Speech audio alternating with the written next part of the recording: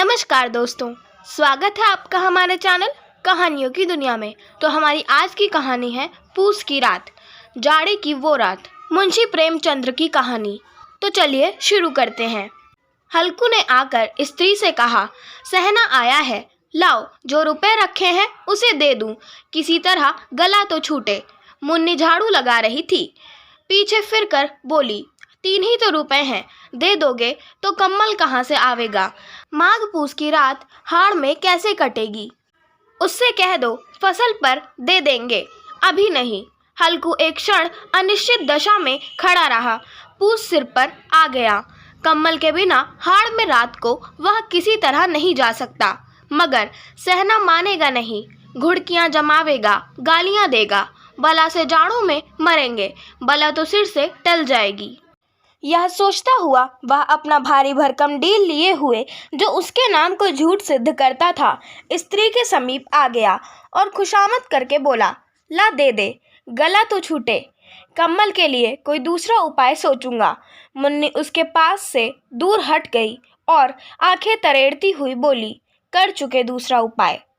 जरा सुनो तो, कौन सा उपाय करोगे? कोई खैरात देगा? कम्मल ना जाने कितनी बाकी है, जो किसी तरह चुकने ही नहीं आती। मैं कहती हूँ, तुम क्यों नहीं खेती छोड़ देते? मर काम करो, उपज हो तो बाकी दे दो। चलो छुट्टी हुई, बाकी चुकाने के लिए ही तो हमारा जन्म हुआ है, पेट के लिए मजूरी करो। ऐसी खेती से बाज आए, मैं रुपए ना दूंगी। हल्कू उदास होकर बोला, तो क्या गाली खाऊं? मुन्नी ने तड़प कर कहा, गाली क्यों देगा, क्या उसका राज है? मगर यह कहने के साथ ही उसकी तनी हुई भौहें ढीली पड़ गईं। हल्कू के उस वाक्य में जो कठोर सत्य था, वह मानो एक भीषण जंतु की भांति उसे घूर रहा था। उसने जाकर आले पर से रुपए निकाले और लाकर हल्कू के हाथ पर रख दिए। फिर बोली, तुम छोड़ दो अब किसे खेती, मजूरी में सुख से एक रोटी तो खाने को मिलेगी, किसी की धौंस तो ना रहेगी। अच्छी खेती है, मजूरी करके लाओ, वह भी उसी में झोंक दो, उस पर धौंस।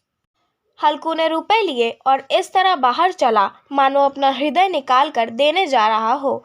उसने मजूरी से एक एक पैसा काट कपट कर 3 रुपए कम्मल के लिए जमा किए थे।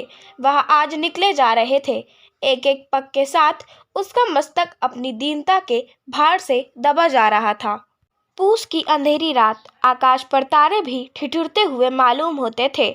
हल्कू अपने खेत के किनारे ऊख के पत्तों की एक छतरी के नीचे बांस के खटोले पर अपनी पुरानी गाड़े की चादर ओढ़े पड़ा काँप रहा था।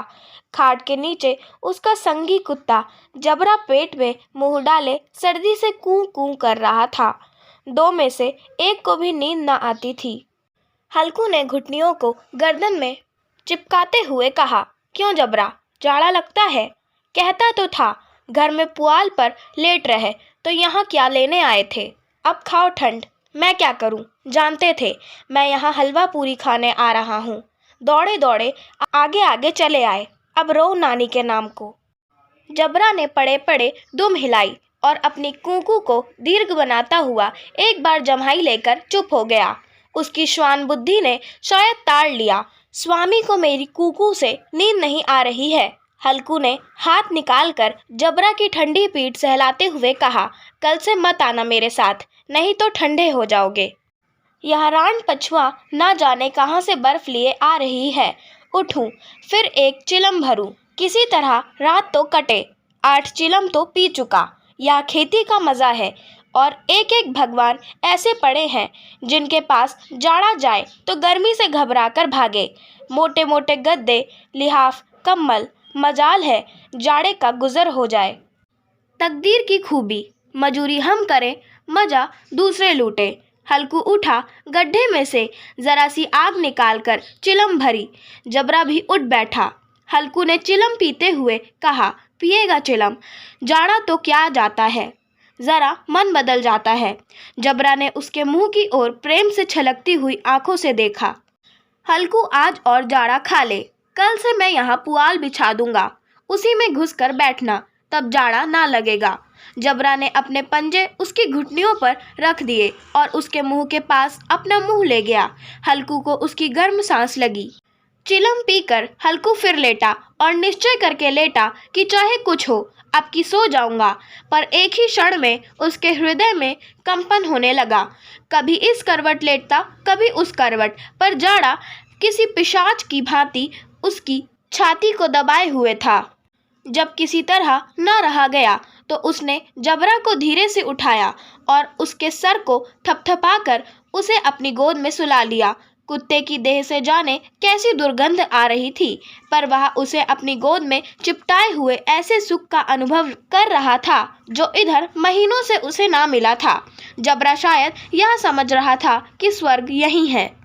हल्कू की पवित्र आत्मा में तो उस कुत्ते के प्रति घृणा की गंध तक ना थी। अपने किसी अभिन्न मित्र या भाई को भी वह इतनी ही तत्परता से गले लगाता।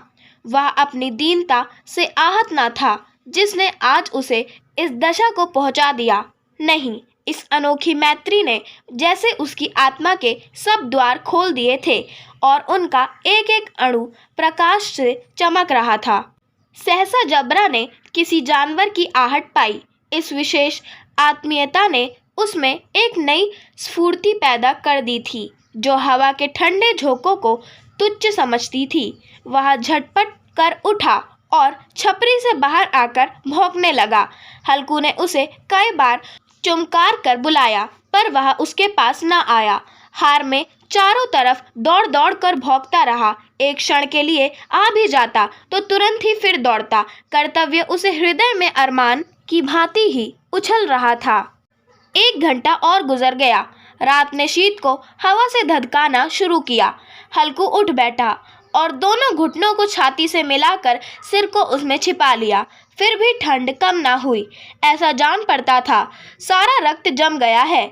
धमनियों में रक्त की जगह हिम बह रहा है। उसने झुककर आकाश की ओर देखा। अभी कितनी रात बाकी है। सप्तर्षि अभी आकाश में आधे भी नहीं चढ़े। ऊपर आ जाएंगे तब कहीं सवेरा होगा। अभी पहर से ऊपर रात है। हल्कू के खेत से कोई एक गोली के टप्पे पर आमों का एक बाग था। पतझड़ शुरू हो गई। बाग में पत्तियों को ढेर लगा हुआ था। हल्कू ने सोचा चलकर पत्तियां बटोरूं और उन्हें जलाकर खूब तापूं। रात को कोई मुझे पत्तियां बटोरते देख तो समझे कोई भूत है। कौन जाने कोई जानवर ही छिपा बैठा हो। मगर अब तो बैठे नहीं रहा जाता। उसने पास के अरहर के खेत में जाकर कई पौधे उखाड़ लिए और उनका एक झाड़ू बनाकर हाथ में सुलगता हुआ उपला लिए बगीचे की तरफ चला। जबरा ने उसे आते देखा तो पास आया और दुम हिलाने लगा। हल्कू ने कहा, अब तो नहीं रहा जाता जबरू, चलो बगीचे में पत्तियां बटोर कर तापे। टाठे हो जाएंगे तो फिर आकर सोएंगे। अभी तो बहुत रात है। जबरा ने कूकू करके सहमति प्रकट की और आगे आगे बगीचे की ओर चला। बगीचे में खूब अंधेरा छाया हुआ था और अंधकार में निर्दय पवन पत्तियों को कुचलता हुआ चला जाता था। वृक्षों से ओस की बूंद टप टप नीचे टपक रही थी।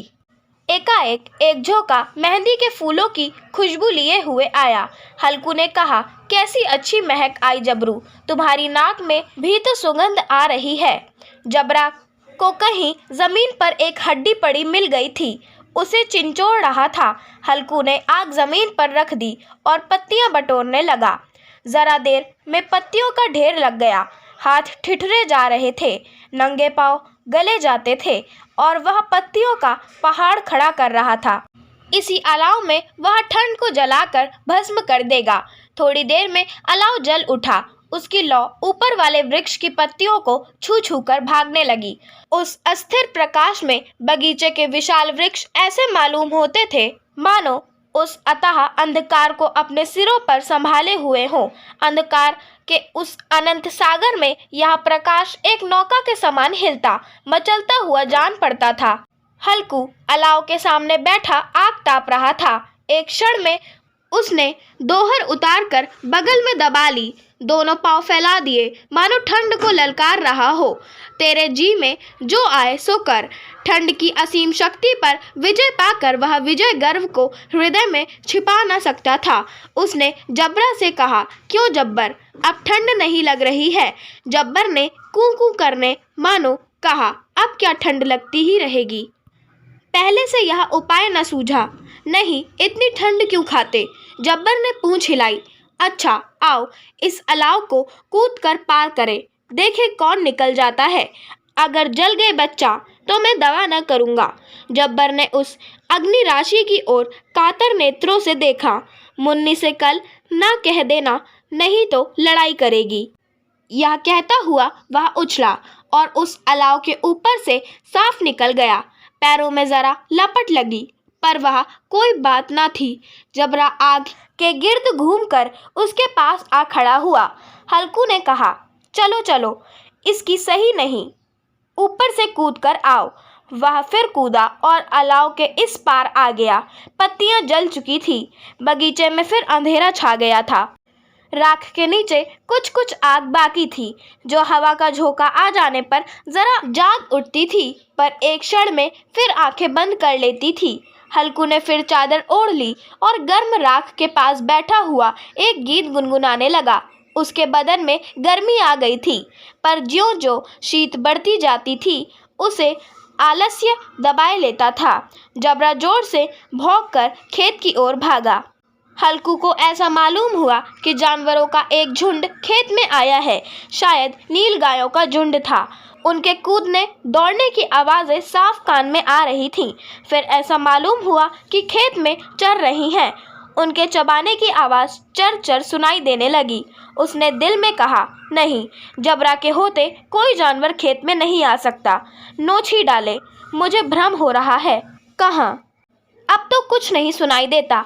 मुझे भी कैसा धोखा हुआ। उसने जोर से आवाज़ लगाई, जबरा जबरा। जबरा भौंकता रहा, उसके पास न आया। फिर खेत के चरे जाने की आहट मिली। अब वह अपने को धोखा न दे सका। उसे अपनी जगह से हिलना जहर लग रहा था। कैसा दंदाया हुआ था। इस जाड़े पाले में खेत में जाना, जानवरों के पीछे दौड़ना असह्य जान पड़ा। वह अपनी जगह से ना हिला। उसने जोर से आवाज़ लगाई, लीहो लीहो लीहो। जबरा फिर भौंक उठा। जानवर खेत चर रहे थे। फसल तैयार है। कैसी अच्छी खेती थी, पर ये दुष्ट जानवर उसका सर्वनाश किए डालते हैं। हल्कू पक्का इरादा करके उठा और 2-3 कदम चला, पर एकाएक हवा का ऐसा ठंडा चुभने वाला बिच्छू के डंक का सा झोंका लगा कि वह फिर बुझते हुए अलाव के पास आ बैठा और राख को कुरेद कर अपनी ठंडी देह को गरमाने लगा। जबरा अपना गला फाड़ डालता था। नील गायें खेत का सफाया किए डालती थीं और हल्कू गरम राख के पास शांत बैठा हुआ था। अकर्मण्यता ने रस्सियों की भांति उसे चारों तरफ से जकड़ रखा था। उसी राख के पास गर्म जमीन पर वह चादर ओढ़कर सो गया। सवेरे जब उसकी नींद खुली, तब चारों तरफ धूप फैल गई थी और मुन्नी कह रही थी, क्या आज सोते ही रहोगे? तुम यहाँ आकर रम गए और उधर सारा खेत चौपट हो गया। हल्कू ने उठकर कहा, क्या तू खेत से होकर आ रही है? मुन्नी बोली, हाँ, सारे खेत का सत्यानाश हो गया। भला ऐसा भी कोई सोता है? तुम्हारे यहाँ मड़ैया डालने से क्या हुआ? हल्कू ने बहाना किया, मैं मरते मरते बचा, तुझे अपने खेत की पड़ी है। पेट में ऐसा दर्द हुआ कि मैं ही जानता हूँ। दोनों फिर खेत के डांड पर आए। देखा, सारा खेत रौंदा पड़ा हुआ है और जबरा मड़ैया के नीचे चित लेटा है, मानो प्राण ही ना हो। दोनों खेत की दशा देख रहे थे। मुन्नी के मुख पर उदासी छाई थी, पर हल्कू प्रसन्न था। मुन्नी ने चिंतित होकर कहा, अब मजूरी करके माल गुजारी भरनी पड़ेगी।